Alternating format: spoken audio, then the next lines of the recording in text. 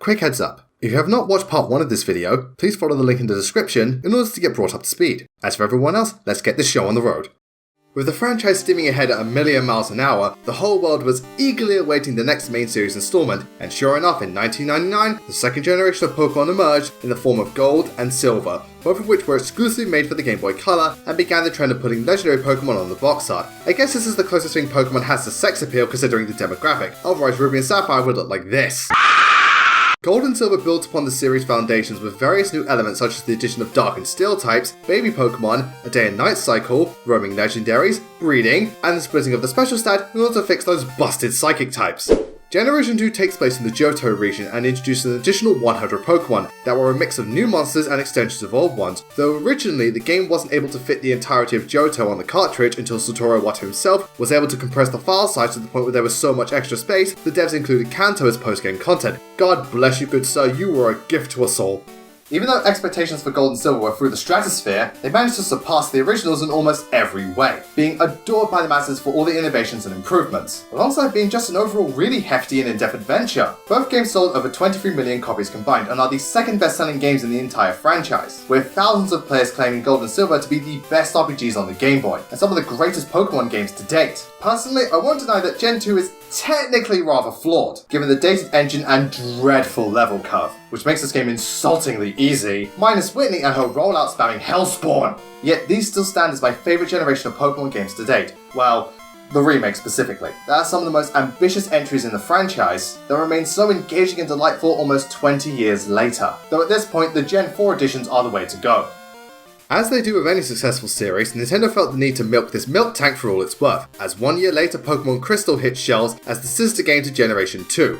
Like Yellow, quality of life updates were the primary focus, which consisted of animated sprites, being able to play as a female trainer, having different colour schemes for various locations, bringing forth move tutors and the battle tower, and making legendary Pokemon a key component of the narrative, in particular shifting focus towards Suicune. The feedback towards Crystal was good, but not great, as it once again didn't do enough to warrant being a brand new game, but still worth playing to journey through Johto once again, and remains an excellent 8-bit RPG that is the best way to play Generation 2, not counting the remakes. Crystal accumulated sales of 6 million copies, making it Pokemon's worst selling partner game, and personally, though I think it's better than the likes of Yellow and Ultra Sun and Moon, it's not nearly as great as Platinum or Emerald as far as fixing the base game goes, but remains the most pristine title on the platform.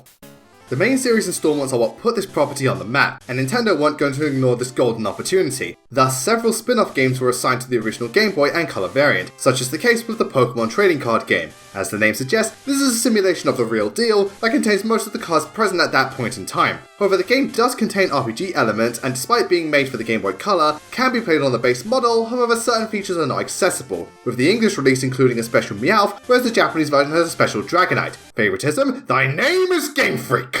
Though this is merely simulation software, it still received high marks for being a fun alternative to the real thing, and it did a good job of teaching players the basics, enough to sell just under 4 million copies, which is very commendable. I don't feel this game will satisfy those who don't care about the cards, but it is a decent starting point and was pretty much the best tutorial at the time, though in the present day there are much better ways to experience the same thing, so think of this more as a collector's item if you will.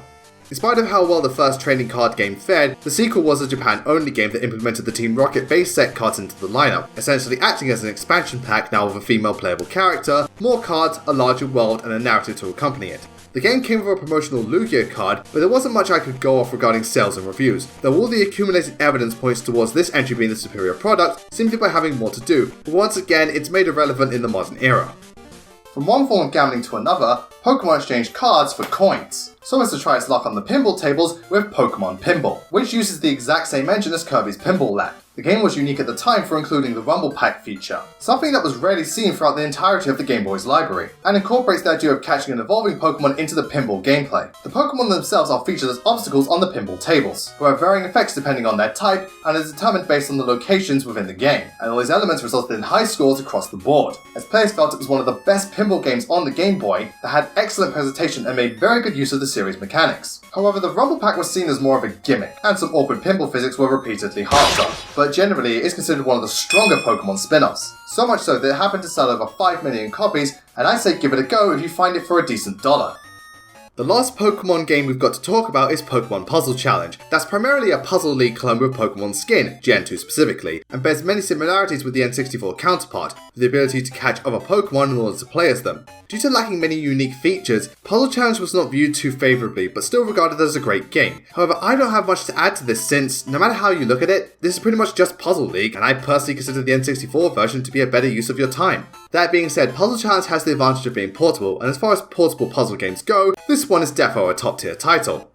Pokemon pretty much dominated the RPG portion of the Game Boy market, but that's not to say it was the only stellar role-playing game on the system, as over in Japan, Nintendo created The Frog from Whom the Bell Tolls, an RPG based on the novels by Ernest Hemingway. On the surface, the gameplay is very similar to The Legend of Zelda, but the differences lie in the occasional switch between side-scrolling perspective and the combat system, which is decided based on the character's current stats and equipment, an admittedly strange choice that makes things a little too luck-based, but the fight card is pretty funny. The narrative is a simple save the princess story, but the twist is that a rival kingdom is trying to do the same thing, so it's kind of like a competition, with the main character being able to transform into a frog and a snake, which often reflects specific gameplay segments. Documented reviews were scarce at best, but from what I could gather, it's an impressive RPG that offers a unique spin on the traditional Zelda formula, and has a very charming world and cast. Truth be told, I feel this game has enough potential to receive an official localization or a remake, as this is clearly a hidden gem that deserves a wider audience, so if you're looking for one of the greatest Game Boy games or a quality old school RPG, be sure to rescue this royal roleplay from obscurity. Another title Nintendo refused to release internationally was Trade and Battle Card Hero, a card battle game developed by Nintendo and Intelligent Systems that was originally planned for American release, but the idea was scrapped, which is a shame since trading cards were a big thing thanks to Pokemon and later Yu-Gi-Oh!, with the only Western representation being a trophy in Smash Bros. So you kinda shot yourself in the foot, guys. The premise involves using monster cards in order to defeat the opponent's master card with the assistance of magic and super monster cards. In a way, it reminds me of Boss Monster, and this series was able to spawn 2 sequels on the DS, as public opinion was pretty positive. Something I'm not surprised about, as from what I can see, it looks like a fun game for both newbies and veterans, and a crying shame that it never made it to the West, since these days it's probably too dated to warrant a purchase, but might be worth a shot for card game enthusiasts. Continuing this trend of restricting games to a domestic audience, Intelligent Systems took one of their 2 main IPs on the go with Game Boy Wars, the second game in the Wars series that was pretty much the same as the NES version, until it received a remake titled Game Boy Wars Turbo, which included 50 extra maps and Super Game Boy functionality as well as better AI, making it the ideal way to play this game, but just like the NES original, it feels slow and far too limited compared to its modern competitors. But at the very least, these types of games work best on a handheld. Game Boy Wars 2 hit shelves 7 years later. That was made for the Game Boy Color, but does work with the original model. And it is very similar to the previous title, only now with 54 new maps and even better AI, as well as introducing the mechanic that allowed players to view a unit's movement and attack range. A feature both of this and the Fire Emblem series benefited greatly from, I'll tell you that much. This game is more so an expansion than an actual sequel, but adds just the right amount of updates to not become completely irrelevant, though it does remain rather clunky. Game Boy Wars 2 was originally meant to link with the planned 64 Wars, but that never came to be as the N64 had so many cancelled games it would make Mega Man blush, and instead of Intelligent Systems, Hudson Soft were the ones that developed Game Boy Wars 2, and more importantly, Game Boy Wars 3. The third and final entry in the Game Boy Wars series came out in 2001 that was made exclusively for the Game Boy Color, and as a tradition, this title features various upgrades like new maps, better AI, and an improved interface. But what made this particular entry unique was elements like managing funds and materials, as well as borrowing concepts from Fire Emblem, where any unit that survived the previous chapter could be deployed at no material cost, while also allowing for units to gain experience points and class change once reaching a high enough rank, giving this title a more strategic edge and essentially becoming Fire Emblem Wars. Game Boy Wars 3 is arguably the best and most unique entry in the Game Boy era, and what I believe to be an impressive piece of programming, especially since the Advance Wars games made the old ones pretty much obsolete, so having a prime installment that remains relevant even today is a point in its favour. Since we're not done with observing games that never got an international release, next up on the chopping block is X, a space combat simulator and one of the few games to attempt a 3D effect on the Game Boy, made possible by being co-developed by Argonaut Games, who would use this as a basis when crafting Star Fox with Nintendo. Though being 3D was the goal, X is primarily presented in a wireframe format and in a constant cockpit view, with gameplay that is very similar to Star Fox but not nearly as fast-paced or frantic. An interesting bit of trivia is that X was the first game composed by Kazumi Totaka, and was the debut of the Totaka song, which has become an infamous secret throughout the games he's composed the soundtracks for, and upon taking off, it relegated a mixed reception, as though the technology was incredible, many found the game to be very difficult, but over the years a number of publications have acknowledged that this is a landmark title that essentially gave birth to Star Fox. I can certainly appreciate how ambitious X was, but it has unfortunately become unbearably archaic and primitive, so I don't see it holding players' attention for long, though this is undoubtedly an important piece of software that deserves our respect. Trying to emulate a 3D effect on the Game Boy was an arduous undertaking, with many series that are based in the third dimension getting the 2D treatment. Such is the case with Wave Race, which is a water skiing racing game and the first entry in the series. The footage you see before you is all you need to know regarding gameplay, with one mode focused purely on scoring points and the other about reaching the end within the time limit, with multiplayer present as an extra bonus. And while official sales figures aren't recorded, it was featured under the Nintendo's bestseller collection, implying that it sold over 1 million copies. This was bolstered by compliments regarding how it emulated the feeling of jet skiing on the Game Boy pretty damn well, as well as the rather enjoyable multiplayer. But if I can be brutally honest, these days it is very basic, as racing games, and by extension this series, didn't really hit their stride until they went into 3D. So if you want my advice, Wave Race 64 is the best place to start. It is unfortunate that N64 titles which received the Game Boy treatment essentially became butchered ports, something Samus didn't have to worry about since she didn't appear on Nintendo's first 3D system outside of Smash Bros. Instead, her second mission took the form of Metroid 2: Return of Samus. The story involves our beloved bounty hunter travelling to the planet SR-388 in order to wipe out the last assortment of Metroids left in the galaxy, and as a result, Return of Samus is more of a mission-based adventure, as areas are locked off until the corresponding number of Metroids are defeated. On the subject of these monsters, instead of featuring just the infant variant, this species now came in multiple varieties that had to be defeated in specific ways. In order to do so, Metroid 2 refined some but not all of Samus' abilities, such as being able to shoot down in midair, along with crouching, whilst introducing the likes of the Plasma Beam, Space Jump, and Spider Ball. All versions of Metroid 2 have a save feature, and spoilers for those unfamiliar with the series, but at the end of the game Samus finds the final Metroid, which is a newborn baby, who mistakes Samus for its mother, that acts as one of the biggest character and plot devices in the series, which will play a big part in Super Metroid, and especially Other M. Baby.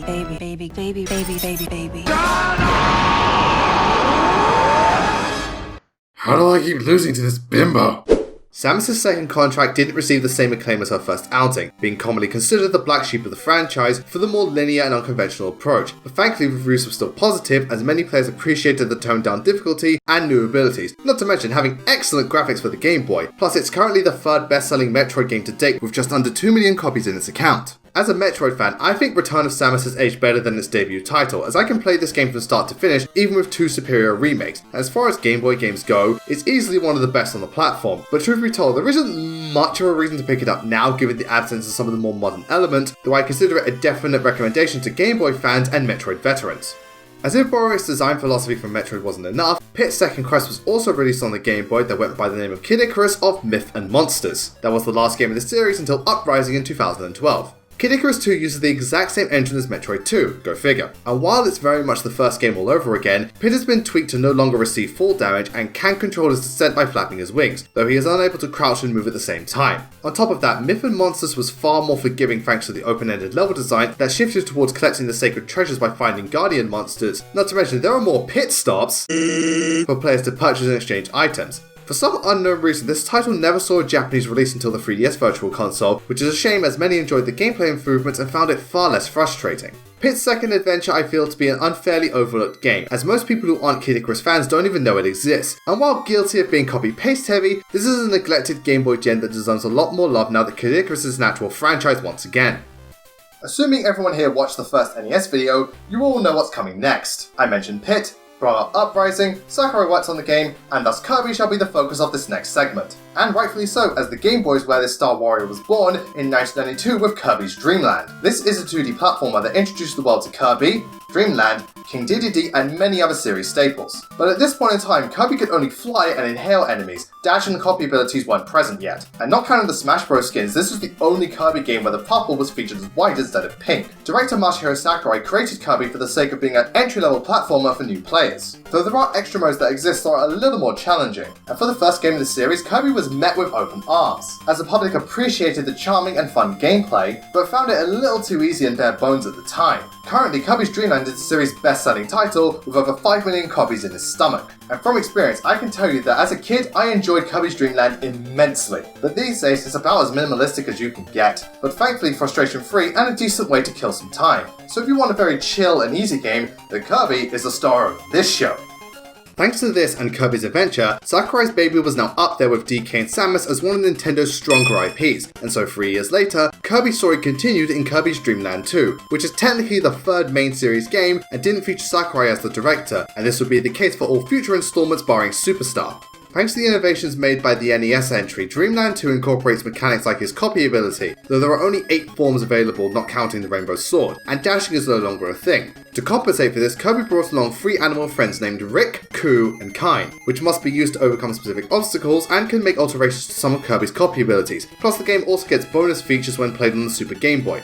Dreamland 2 scored a little bit higher than before, as though much of it felt the same, the new additions were applauded, and the entire package was more fleshed out with 2 million sales figures to accommodate this. For the Game Boy specifically, this might be Kirby's magnum opus, that at worst simply feels like a watered down version of his modern undertakings, but that's to be expected and nothing to be ashamed of, and an entry I feel fans will enjoy despite being somewhat minimalistic.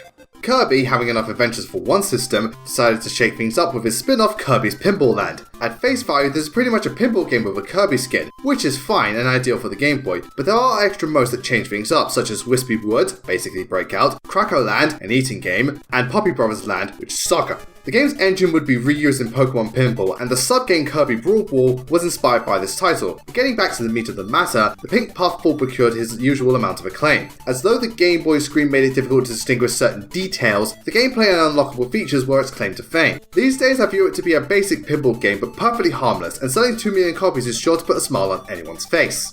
After that, Kirby decided to branch, or in this case, break out, with Kirby's Block Ball, which functions as a breakout clone but takes elements from the main series to act as unique features, such as panels on both sides and allowing Kirby to use the boost attack and copy ability. 4 additional sub-games are awarded to players who see it through to the end, and unlike Pinball Land, the reason so much effort was ushered towards this title is that originally HAL Labs weren't happy with how the game was progressing during the early development, so the team took half a year to make it feel more in line with a Kirby platformer, which I think was for the best. Everyone else seems to share my sentiment, as unlike Alleyway, critics love this take on the Breakout formula, along with the Kirby-inspired element, plus the music, graphics and level design were praised, but the lack of difficulty and length were points against it. So if you want a version of Breakout that does the job and then some, Kirby's got you covered.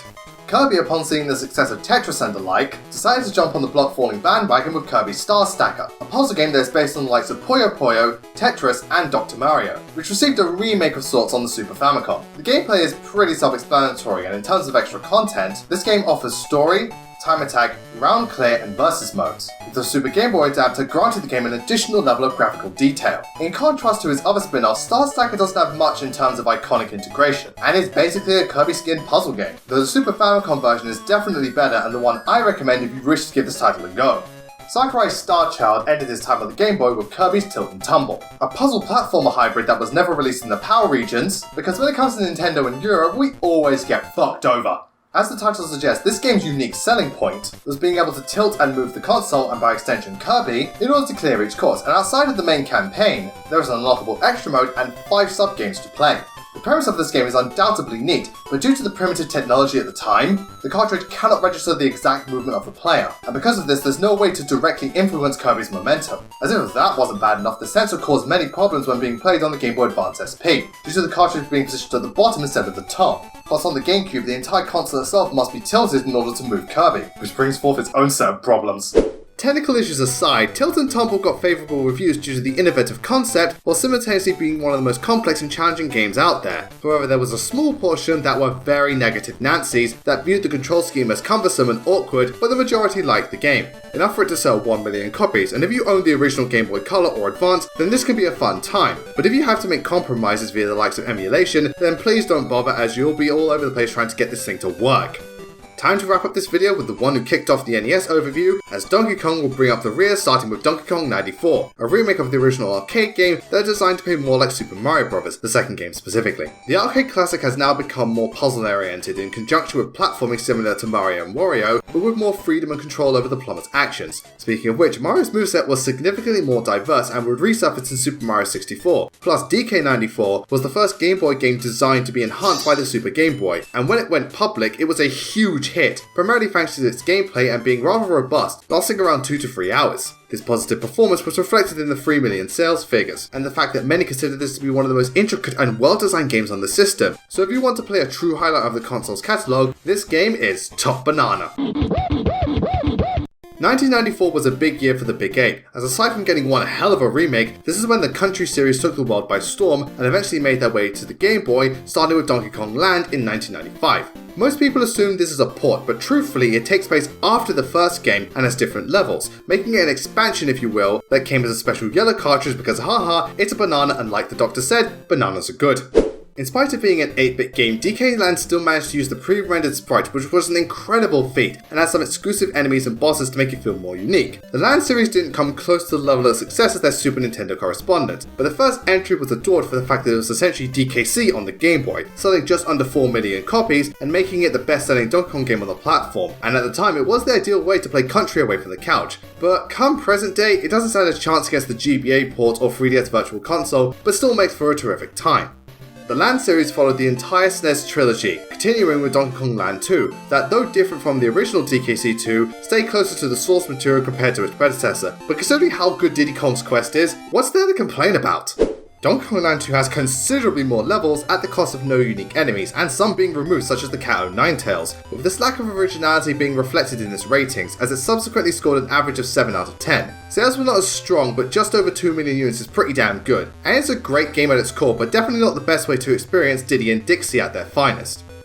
Finally, Donkey Kong Land 3 marks the last DK title on the Game Boy that actually didn't get a Japanese release until the year 2000 on the Game Boy Color. Like its ancestors, it's heavily based on the third Country game, but some of the levels are different and acts as a middle ground between the other two in terms of uniqueness. This also applies to the reviews, as it scored an average of 8 out of 10, primarily for the level design, which was considered very impressive. DK Land 3 ended up being the worst selling of the trilogy, but over 1 million copies is still a success, and it is a strong Game Boy game that I actually owned growing up, and I do remember enjoying it quite thoroughly. However, I cannot give a concrete opinion given how long ago it was, but what I said about the previous Land games pretty much applies across the board. Well, it took a good minute, but that's all there is regarding Nintendo's franchises on the company's first proper handheld. So which of them were at their peak when portable? Well, like with the NES, a good number of these games have not aged well, though admittedly better than their home console counterparts, and a decent amount of the library was regional to Japan, specifically the RPGs. Not nearly as many franchises made their debut here, but the system is responsible for some of their most important entries and highest grossing games. Though when it comes to being all that in a bag of chips, it's kind of a no-brainer, but I have to go with Pokemon. Now let me be perfectly clear, if we excluded Pokemon from the equation, then Kirby and Wario would be fighting for first place as they both had excellent entrances, made lots of money and are home to some of the best cartridges on this overclocked calculator. But come on people, it's fucking Pokemon! Yeah, the main series games may have aged poorly, but they still remain some of the strongest RPGs on the console, and Game Boy games as a whole, that turned this series into a global phenomenon. They earned embarrassing amounts of money, had solid spin-offs, and kept the Game Boy alive and kicking all the way up to the 6th generation of consoles. So while time hasn't been very kind to these cartridges, Pokemon dominated the handheld market something fierce, and shaped an entire generation of gamers who continue to love this series and will never forget the first time they set out on their Pokemon journey with the hopes of trying to catch them all. If you wish to get your hands on these titles, the 3DS Virtual Console is your best bet. However, in some cases you may have to resort to physical copies, anniversary collections or emulation. And with the 8-bit era out of the way, be sure to tune in next time as we double the digits and delve into a period where Nintendo and Sega were at each other's throats, with the big end pulling out all the stops to win this war and show the world that video games could no longer be referred to as mere toys. Thank you all so much for watching, and please be sure to give this video a like and subscribe to stay updated with new uploads. Please let me know what you thought in the comments and what Nintendo franchise do you think was at its best on the original Game Boy. Plus you can follow me on Twitter, Discord and Amino, as well as Twitch, along with Patreon in order to help support this channel and make these videos possible. And of course I'd like to say a very, very big thank you to all my patrons who help make these videos possible and are the reason my channel is still going to this day. It really does mean so much to me that despite 2020 being, well, awful to put it mildly, that you're all still supporting me, helping me make these videos, just keep doing what I love doing. I love you all so much, and I know that the situation's been hard for all of us, but just, well, I hope that these videos and stuff help give back to all that you've given me. I just love you all from the bottom of my heart. Thank you all so much. You are the absolute best. And I'd like to say an especially big thank you to Dancing Dragon Games, Degenerate Peach, Wolfox, Shadow Dragon, Lucina21, Levy94, Justin Konovich, Vincent Clark, Batanko Fan 32, Midnight Castle, Maggie Fall, Jeremy Redinger, Daniel Hodgson, Twisted Scarecrow, and Feralin Ape 392. All of you are just mwah! I love you all so much. Thank you, thank you, thank you. Anyway, that's it from me. I'll see you all next time.